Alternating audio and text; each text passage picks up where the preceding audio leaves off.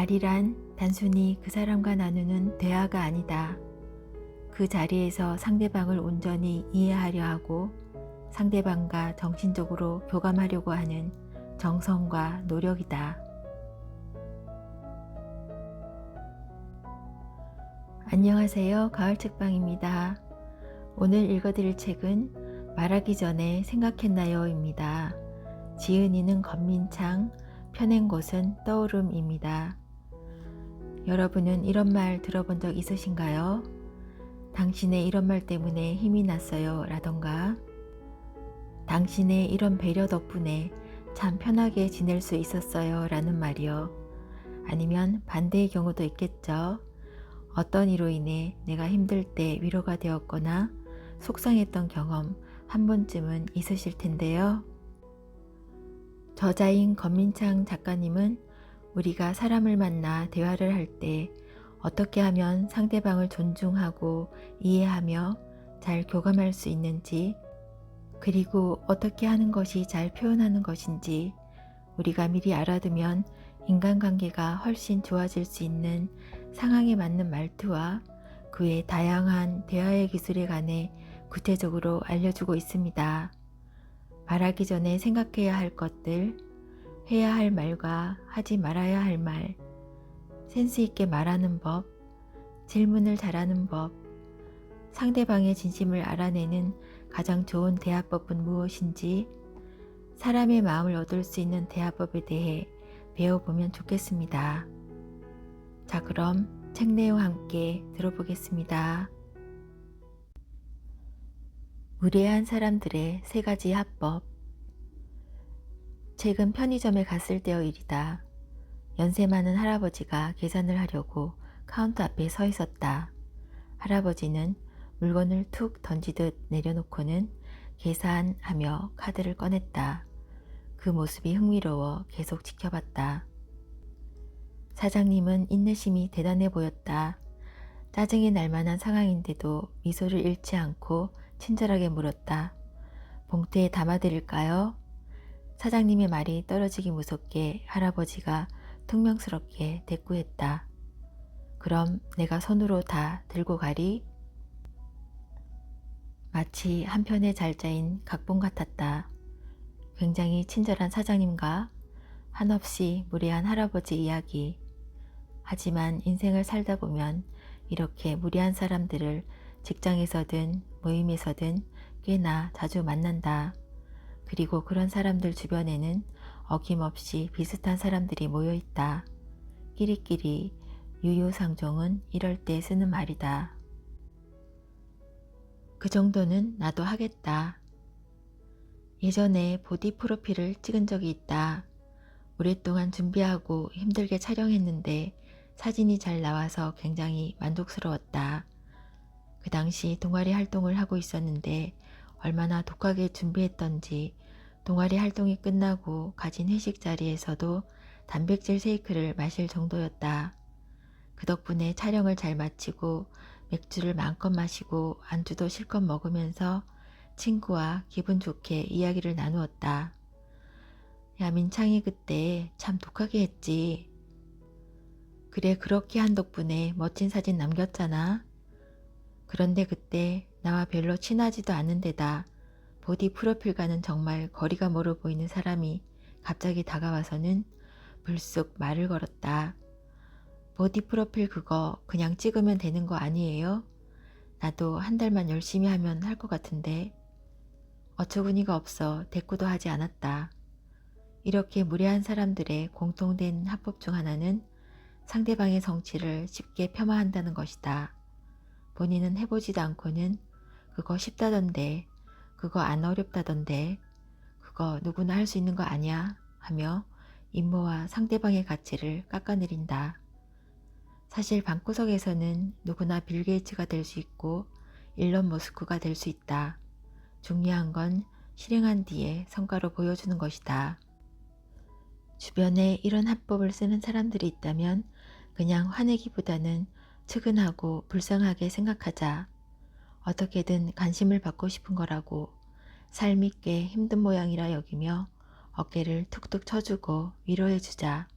그러면 당신이 화를 낼 거라고 생각했던 그들은 무척 당황할 것이다. 현명한 사람들의 특징적인 합법 3가지. 대화를 할 때 몸 안에 있는 모든 에너지가 빠지는 듯한 느낌을 주는 사람이 있는 반면 한 달치 에너지를 단기간에 급속 충전한 듯한 기분이 들게 하는 사람들도 있다. 이처럼 상대방에게 긍정적인 에너지를 주고 더 나은 대화로 기분 좋아지게 하는 현명한 사람들의 대화법에는 대개 다음과 같은 공통점이 있다. 인정해주기. 대부분의 인간은 나를 깎아내리는 사람보다 나를 인정해주고 칭찬해주는 사람에게 끌릴 수밖에 없다. 나의 존재 가치를 거기서 느끼기 때문이다. 현명한 사람들은 대부분 상대방을 인정할 줄 안다. 예를 들어보자. 저는 8년차 직업 군인이에요. 이 말에 남을 깎아내리는 사람은 이런 식으로 반응한다. 공무원이라 편하겠네요. 일도 쉽지 않아요. 하지만 상대방을 존중해주는 사람은 이렇게 말한다. 정말 대단하시네요. 아무나 못하는 일인데 덕분에 발 뻗고 편하게 삽니다. 감사합니다. 설령 이것이 100% 진심이 아니라도 그게 상관없다. 대화란 정답이 반드시 나와야만 하는 논쟁이 아니라 서로가 기분 좋으려고 하는 것이다. 그러니 서로가 서로에게 칭찬 품앗이를 하며 상대방을 인정해주고 존중해주면 된다. 단순히 말 한마디라고 생각할 수도 있겠지만 그렇게 생각하실 수도 있겠네요 라는 말의 힘은 정말 크다. 나와 다른데도 나를 배려해 주는구나 하고 감동받게 되기 때문이다. 상대방이 듣고 싶어하는 방식으로 말하기. 이스라엘 왕국의 3대 왕 솔로몬은 뛰어난 지식과 지혜로 백성들을 통치한 슬기로운 왕이었다. 솔로몬 부자학의 저자 스티븐 스캇은 솔로몬의 대화 방식 가운데 가장 중요한 것으로 상대방이 듣고 싶어하는 방식으로 말하기를 꼽았다. 많은 사람이 상대방을 생각하지 않고 자신이 말하고 싶은 대로 말하는데 이런 대화는 필연적으로 갈등을 야기하거나 불만을 일으킬 수밖에 없다. 이를테면 부모가 자식에게 넌 뭐가 되려고 그렇게 게임만 하니 하고 말하면 자식은 당연히 부모에게 반감을 가질 수밖에 없다. 자신이 존중받지 못할 뿐더러 자신이 하는 일을 쓸데없는 것으로 취급하는 기분이 들기 때문이다. 반대로 똑같은 상황에서 이렇게 말하면 어떨까? 엄마는 민창이가 게임할 때 즐거워하는 모습이 참 좋아. 하지만 민창이가 할 일을 하고 나서 게임을 하면 훨씬 더 재미있지 않을까? 어때? 엄마를 기쁘게 해줄 수 있을까? 그러면 자식은 부모에게 존중받았다는 생각이 들어 부모님을 기쁘게 해드리려고 잠깐 즐거움을 뒤로하고 공부하게 될 확률이 높다. 마찬가지로 회사에서도 언성을 높이고 상대방을 압박하며 찍어 누르려 하는 상사에게는 반감이 든다. 하지만 실수를 했는데 이렇게 조곤조곤 말해주는 상사가 있다면 어떨까? 누구나 실수를 할 수 있어요. 하지만 실수가 반복되면 그건 실력이라고 생각해요. 다음부터는 조심해 주세요. 전 민창님 믿어요. 이런 상사 앞에서는 이 사람을 실망시키고 싶지 않다는 생각을 하게 된다. 상대방이 듣고 싶어하는 방식으로 말한다는 것은 마음이 없는 소리를 한다거나 아첨을 하라는 말이 결코 아니다. 내가 스스로를 생각하는 것만큼 상대방의 입장도 고려하고 배려하라는 말이다. 센스 있게 칭찬하기. 칭찬이 너무 과하면 독이 될 수도 있다. 영혼 없는 최고예요, 대단해요, 멋집니다는 자칫 상대에게 부담을 줄 수도 상대를 불편하게 만들 수도 있다. 하지만 현명한 사람들은 상대방을 잘 관찰한 뒤 그것을 토대로 센스 있는 칭찬 한마디를 건넨다. 즉 영혼 없는 멋져요가 아니라 오늘 그 패션 이미지랑 아주 잘 어울리세요 라고 한다거나 그렇게 자신감 있어 보였던 이유가 바로 이것 때문이군요. 하고 센스 있게 상대방을 지켜 세우는 것이다.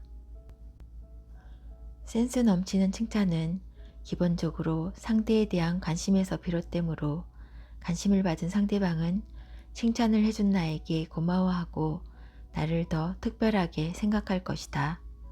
현명한 대화의 시작은 상대방에 대한 관심에서 비롯된다. 감정 표현을 잘하자. 예전에 한 친구가 회사 상사가 주말에도 개인 업무 지시를 하는 바람에 너무 화가 난다고 말한 적이 있다. 나는 그 상황에서 개인 업무 지시에 대한 불합리함을 최대한 잘 정리해서 이야기하는 게 좋지 않겠느냐고 말했다. 하지만 친구는 불편한 상황이 싫어서 괜히 더 책 잡힐까봐 말을 못한 채 불합리한 업무를 계속하다 결국 터져버렸다. 한바탕 하고는 퇴사를 해버린 것이다. 나는 좀 안타까웠다. 애초에 그 상황에 대해 잘 이야기를 했다면 어땠을까 하는 생각이 들었기 때문이다. 무조건 예스맨, 예스우먼이 되라는 게 아니라 정중하면서도 확실하게 선을 긋는 태도가 필요하다. 감정 분출에는 크게 세 가지 유형이 있다. 고슴도치형, 화산형, 수도꼭지형이다. 고슴도치형은 날카로운 가시를 세우고 그 안에 꽁꽁 숨어 자신의 감정을 절대 드러내지 않는다. 그래서 상대방은 이 사람이 어떤 감정을 품고 있는지 또 어떤 생각을 하는지 알지 못해 답답한 경우가 많다. 감정을 어떻게 표현하는지조차 잊어버린 스스로에게 가장 위험한 유형으로 남들이 싫어할까봐, 남들이 안 좋게 볼까봐 두려워서 감정 표현 자체를 하지 않는다. 이 경우에는 서툴러도 계속해서 자신의 감정을 표현하는 연습을 해봐야 한다. 감정 속에 꽁꽁 묻혀있던 진심이 드러나면 그동안 미처 인지하지 못했던 전혀 다른 세상을 경험하게 된다. 자신이 어떤 사람인지 명확해지는 과정이다. 화산형은 감정의 스펙트럼이 대단하다. 누군가가 계속 불편하게 해도 휴화산일 때는 절대 터지지 않는다. 자신이 화의 게이지를 정해놓고 그 게이지까지 가지 않으면 어떻게든 꾹 참는 것이다. 하지만 그 게이지에 도달하는 순간 누구보다 강렬하게 터진다. 100번 잘해줘도 한번 터지면 이상한 사람 되는 게 세상의 이치다. 따라서 이 유형은 감정의 게이지를 낮추거나 감정의 휴화산 시기에도 용암이 흘러나오는 것을 보여줘야 한다. 감정은 절대 참는 것이 아니다. 순간순간 느껴지는 것을 현명하게 표현하는 연습이 필요하다. 마지막으로 수도꼭지형은 자신이 원할 때 감정을 잠글 수도 또 적절히 내비칠 수도 있는 바람직한 유형이다. 이 유형에 해당하는 사람들은 자신의 감정에 솔직하고 또 어떤 순간에 감정을 내비치고 숨겨야 하는지에 대해서도 매우 잘 알고 있다.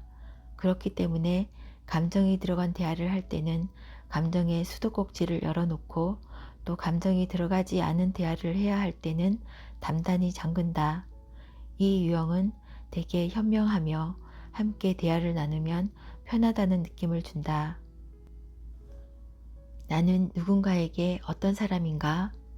상처받는 것이 두렵고 상대방과 갈등을 빚기 싫어 애써 감정을 꾹꾹 눌러 담아 스스로를 힘들게 하는 사람인가? 아니면 나를 잘 알고 내 감정을 정확히 표현하며 상대방과 더 단단한 관계를 맺는 사람인가? 자신의 감정을 예의 바르되 단호하게 표현하며 상대에게 인지시키는 것이 대화를 통해 좋은 관계를 맺는 가장 좋은 방법이다. 사람의 마음을 사로잡는 세 가지 말투. 완급 조절. 커뮤니케이션에 관심이 많아 커뮤니케이션 전문 강사들의 강의를 온오프라인에서 아주 많이 수강했다. 그런데 그 중에서도 특히 좋아하는 강사가 김창옥 교수다. 중저음의 목소리에 적당한 유머, 그리고 메시지를 끝까지 전달하는 힘이 좋아 같은 내용을 다루더라도 전혀 다른 감동을 준다. 김창호 강사의 대화 방식에서 특히 돋보이는 스킬은 완급 조절이다. 그는 중요한 말을 하기 전 항상 2초 정도 텀을 둔다. 뜸을 들이며 사람들을 한순간에 집중시키는 것이다.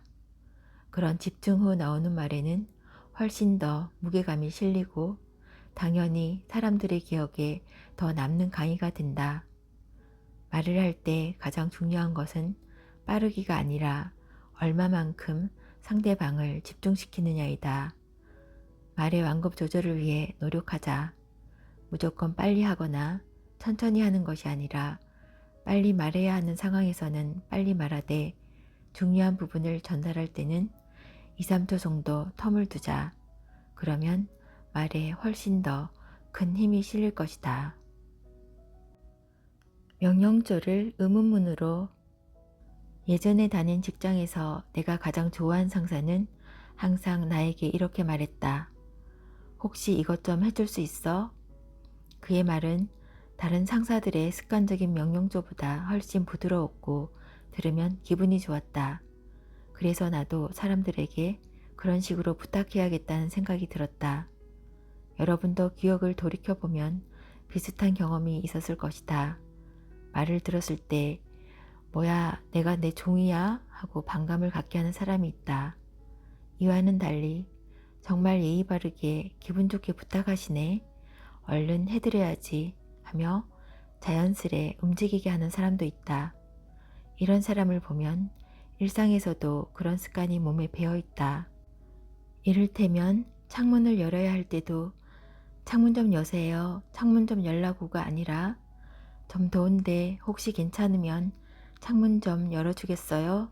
하고 상대방을 존중하며 부담스럽지 않게 부탁한다. 식당에서도 마찬가지다. 수저 주세요 라고 말하는 사람보다 괜찮으시면 수저 좀 주시겠어요? 하고 말하는 사람이 훨씬 더 젠틀해 보이고 멋져 보인다. 말이 길어지는 것을 비효율적이라고 생각할 수도 있지만 말 몇 마디 더해서 상대방이 되게 배우신 분이네 하고 느끼게 된다면 그것이 훨씬 효율적이다. 상대방에 대한 인식은 그 사람의 행동과 말투에서 비롯된다.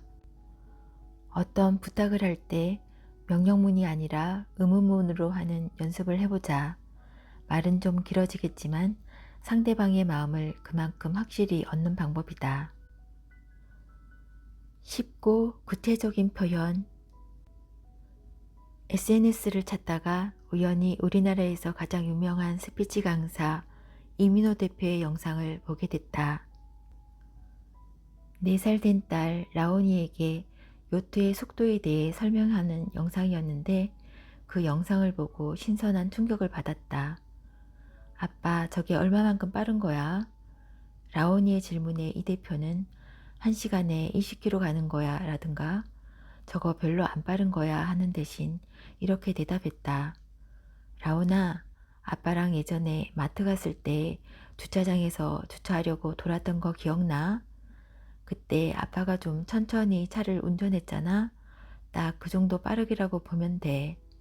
이 대표는 그 말에 라온이가 바로 이해했다면서 대화를 할 때는 반드시 상대방이 이해할 수 있게 최대한 쉽고 구체적으로 표현해야 한다고 말했다.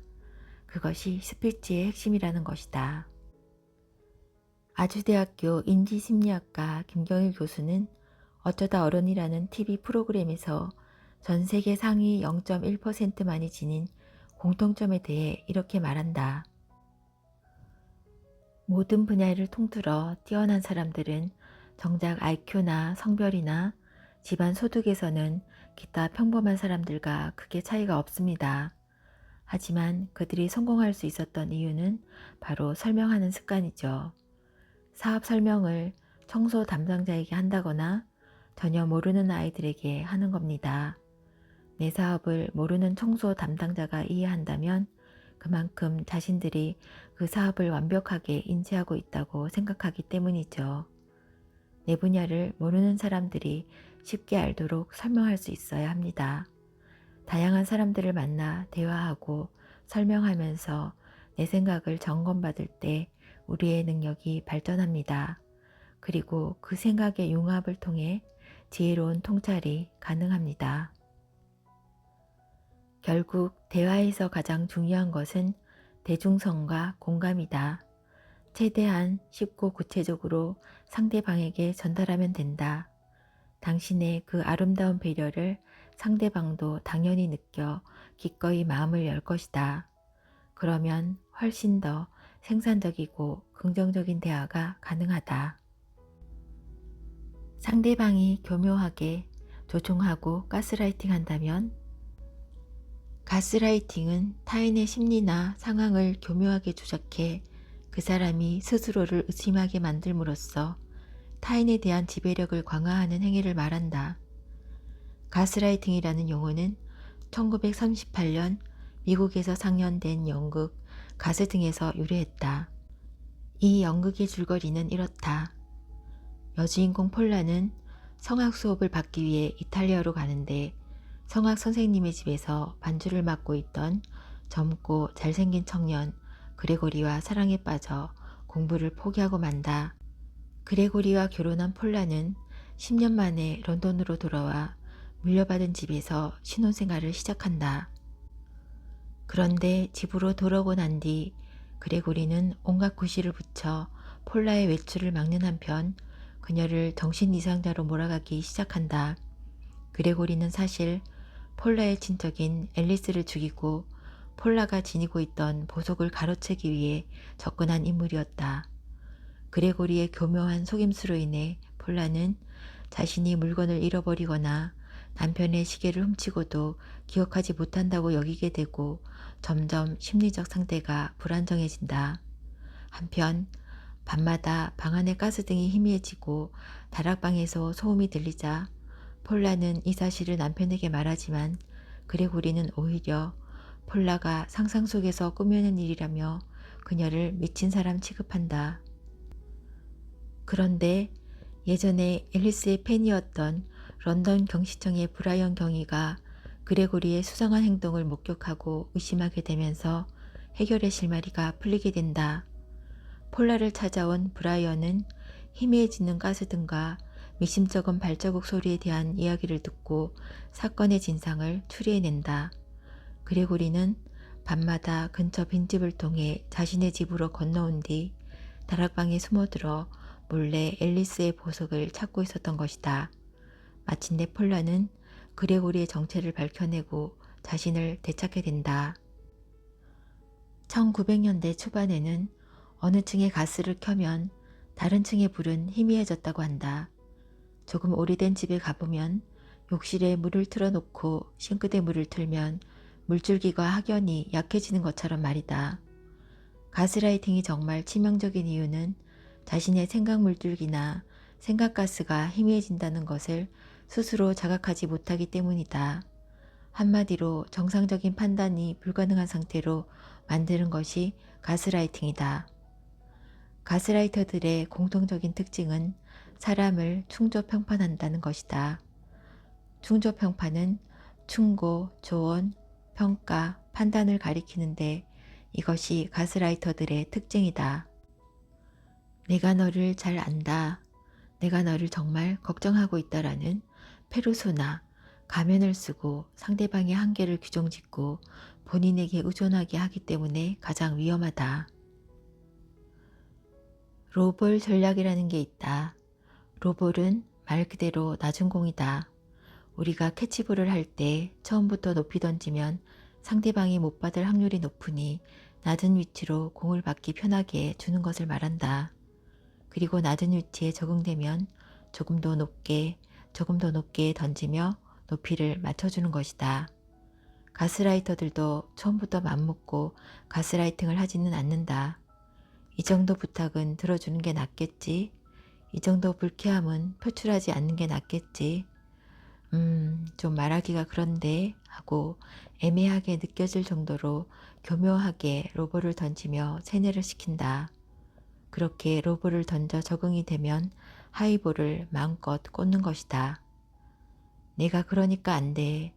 내가 그러니까 모르지 하며 상대방의 존재 가치를 무너뜨린 뒤 그래서 내가 다 해줄게 하고 자신에게 의존할 수밖에 없게 만드는 것이다. 그럼 상대방이 나를 가스라이팅하고 있는지 아닌지를 알 수 있는 방법은 무엇일까? 가스라이팅 초기 단계에 그 사람이 자주 쓰는 언어를 유심히 살펴봐야 한다. 명령조나 단정조를 쓰고 스스로에 대한 애고를 자주 표출한다면 조심할 필요가 있다. 또 부담스럽거나 애매한 부탁을 자주 한다면 주시해야 한다. 이 정도는 들어주지 뭐 하는 순간 그는 좀 더 어려운 또 거절하기 애매한 부탁을 할 것이다. 그렇게 계속 들어주다 보면 어느새 그 사람 없이는 아무것도 할 수 없는 무가치하고 무기력한 존재가 되어 있을 수도 있다. 그런 사람들에게는 단호한 거절의 말투, 감정 섞이지 않은 이성적 답변이 필요하다. 이 부분은 내가 해줄 수 없을 것 같아. 왜 그런 식으로 나를 불편하게 하는지 물어봐도 될까? 이런 식으로 단호하게 대처하고 애초에 그렇게 발전할 가능성을 차단하는 자세가 필요하다. 잊지 말자. 무엇보다 누구보다 내가 가장 소중하다. 상위 1% 부자들의 대화법.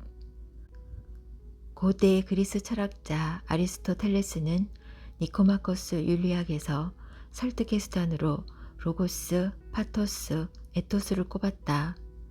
로고스는 논리를 말한다. 객관적 사실이나 논리적 근거를 바탕으로 주장함으로써 상대방을 설득시키는 것이다. 파토스는 사람들의 심리에 기반한 감정적 설득을 말한다. 감정적으로 사람들이 공감할 만한 이야기를 하는 것이다. 에토스는 품성이나 품격에서 나오는 인간적 신뢰감을 말한다. 말하는 사람의 외면, 카리스마, 그 사람이 쌓아온 스펙 같은 것이다.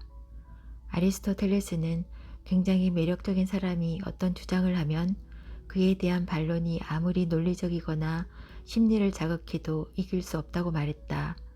예를 들면 참이슬을 간구하는 아이유를 보며 나도 모르게 집에 가는 길에 소주를 사간다거나 애플에 대한 무한한 신뢰감으로 업그레이드가 아닌 업그레이드를 하더라도 아무것도 묻지도 따지지도 않고 아이폰을 구매하는 것이 이에 해당한다.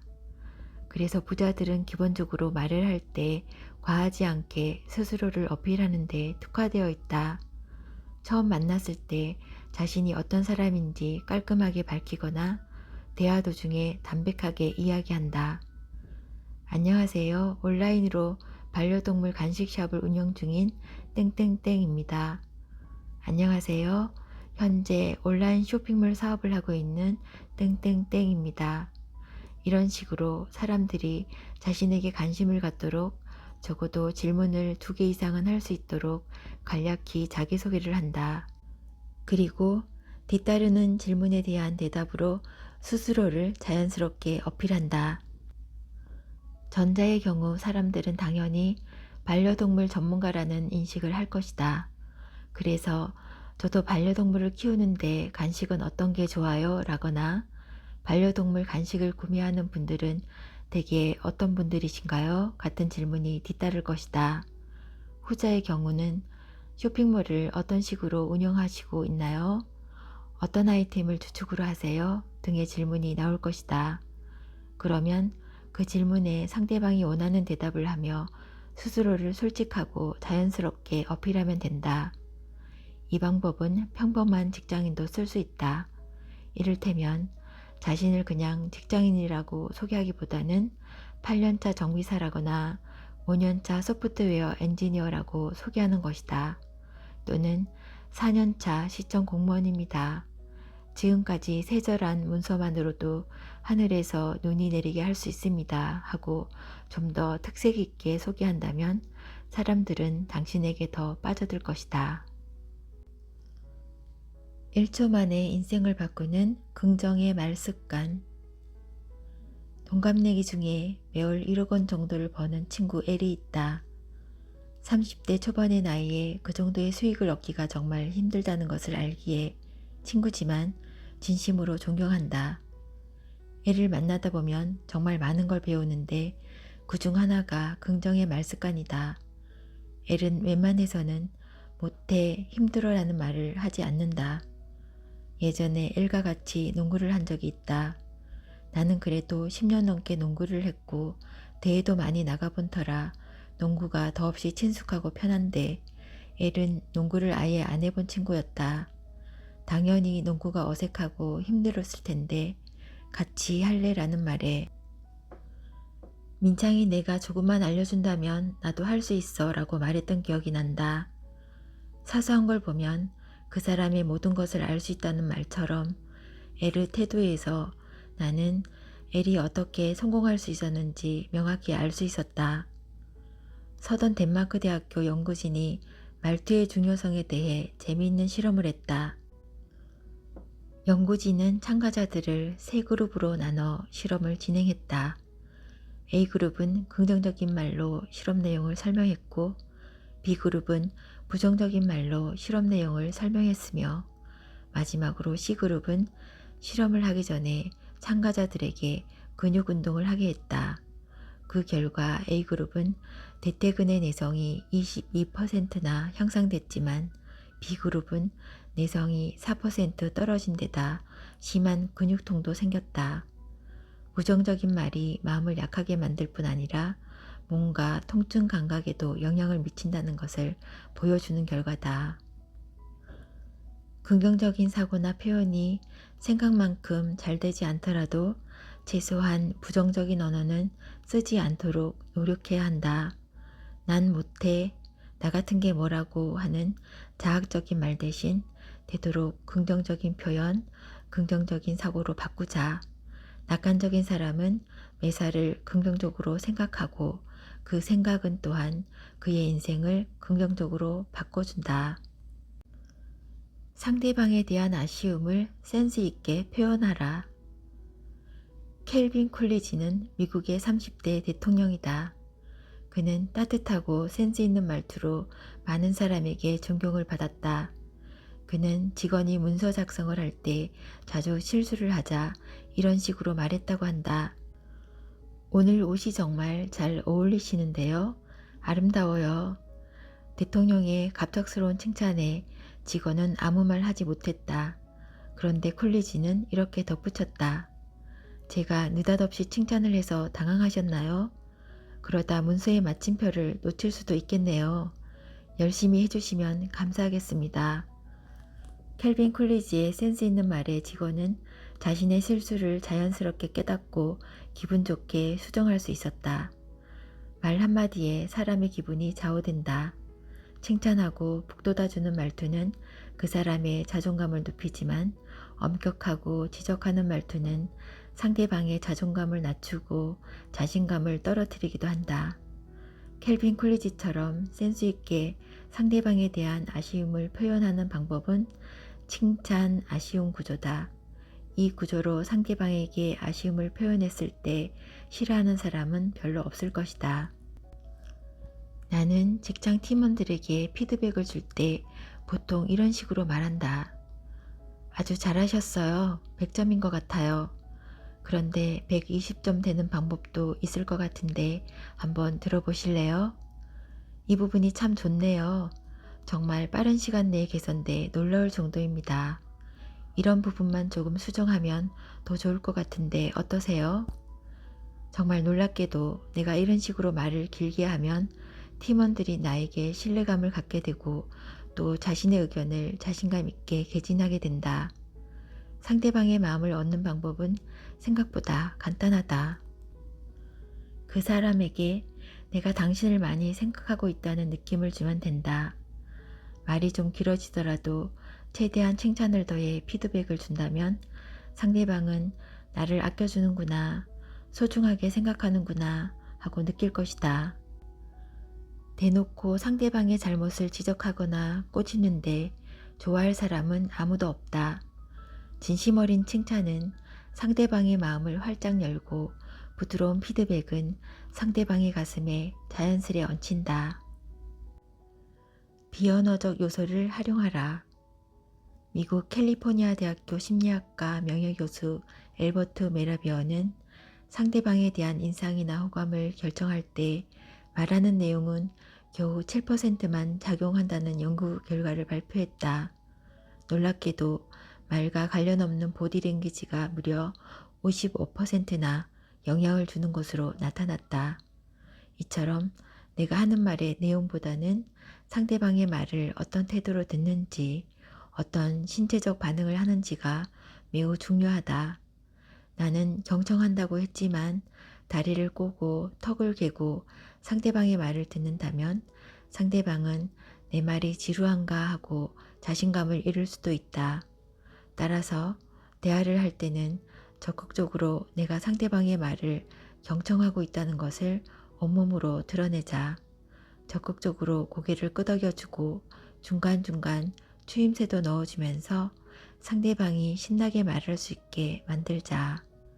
상대방과 공유하고 싶은 것을 생각하며 구체적으로 질문하고 비언어적 요소를 잘 활용한다면 어떤 사람이든 대화에 즐겁게 끌어들일 수 있을 것이다.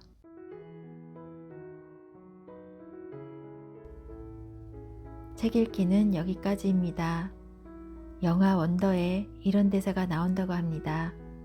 오름과 친절함, 둘 중 하나를 골라야 할 때는 친절함을 골라라. 인간관계나 인생에서 그만큼 친절함이 중요한 가치라는 것을 나타내는 장면이라고 작가님은 딱딱한 관계를 부드럽게 만드는 언어에서 소개하고 있습니다. 그리고 또 하나, 상대방에게 불편한 부탁을 할 때는 그냥 도와주세요 하기보다는 죄송합니다만, 번거로우시겠지만, 실례합니다만 같은 단어를 앞에 배치하라고 합니다. 그러면 상대방이 당신의 요구를 들어줄 확률이 훨씬 높아진다고 합니다. 이걸 쿠션 언어라고 해요. 의자나 소파에 솜이나 용수철을 넣듯이 언어에도 부드러운 완충 장치를 놓아두는 셈입니다. 영상 앞부분에서 소개한 사람의 마음을 사로잡는 3가지 말투 외에 이 2가지 친절과 쿠션 언어도 기억하시면 좋을 것 같습니다. 점점 날씨가 따뜻해지고 있죠. 어제는 집 앞 공원에 나갔었는데요. 벌써 산수유 꽃잎이 여물었더라고요. 이제 점점 나들이나 외부로 나갈 일이 많아지실 텐데요. 곳곳에서 부딪히는 사소한 만남에도 미소를 지어주거나 감사의 인사를 전해준다면 봄꽃 피어나듯 좋은 향기가 곳곳에 스며들게 되지 않을까 하는 생각을 해봅니다. 소중한 시간 함께 해주셔서 감사드리고요. 구독과 좋아요로 힘을 주셔서 감사드립니다. 행복하고 평안한 시간 보내세요.